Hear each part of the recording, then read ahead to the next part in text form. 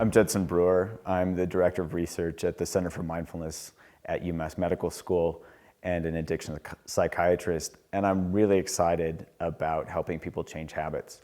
I've been looking at my own habits for the last 20 years, and over the last 10 years with my research and working with my patients have developed a few ways to really help people in a very simple way change habits, and that's what we're going to do together today.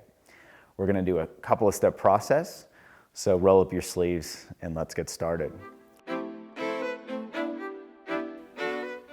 First, look at whatever your habit is, whether it's smoking cigarettes, checking text messages while you're driving, checking your Facebook feed at dinner, and just ask yourself, what do I get from this? Not up here in your brain, but what do I get from this in my body? What's this reward? What am I getting from this? Why? Because we need to know what our rewards are before we can start to really change our habits. If we don't see clearly what we're actually getting from our behaviors, we're never going to change them. Here's an example. Somebody that I was helping quit smoking, she really started to pay attention to when she was smoking cigarettes, and she realized that they don't actually taste very good.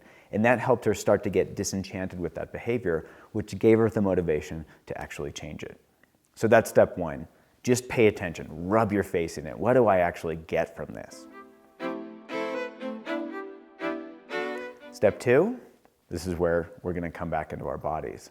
We're going to use a 4-step process called RAIN, R-A-I-N. The first one, R, is recognize. So we have to first recognize when we're caught up in a habit. If we can't recognize it, we're lost. We're going to be on autopilot doing it. So just step back. Oh, there's that habit. The A is the acceptance. Why do we have to accept that it's here? Because typically when we have an urge to act on something, that craving itself feels unpleasant, so we want it to go away as quickly as possible. So we indulge, or we stuff it, or we make it go away. We do whatever we can to make that unpleasant craving go away. So instead of trying to make it go away, we're going to paradoxically turn toward it. Oh, what does this actually feel like in my body right now? So that's the A, acceptance. 3, investigate. So we're going to put on our Sherlock Holmes cap and we're going to get really curious. Oh, what does this craving feel like in my body right now? And we're going to dive into our bodies. So that's the investigation. I, investigate. What does this feel like in my body? And the N, very simple. We're going to just note. We're going to pull out our notebook and we're going to mentally note to ourselves whatever we notice in our body. So a craving can feel like tightness. We'd note tightness.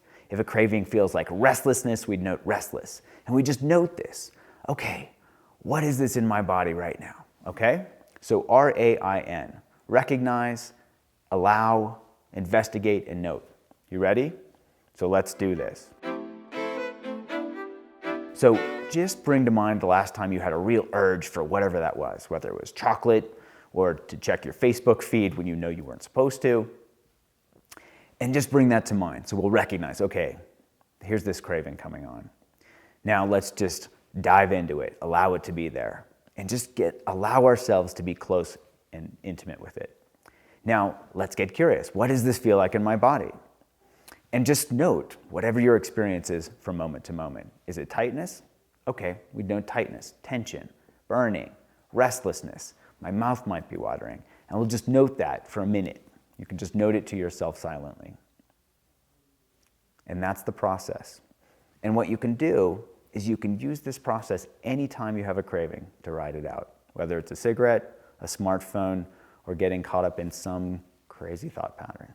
So now that you've got the steps, remember, each time you have a craving doesn't mean you have to indulge it.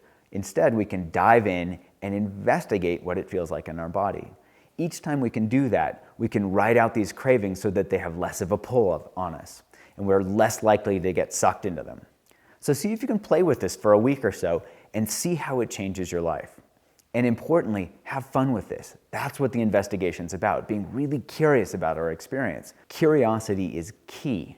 Bringing an attitude of curiosity to this practice helps us be light with it and really be able to dive in so that we can ride out these cravings rather than feeling like we have to ride them out. We have to force ourselves. So try this. See how it changes your life.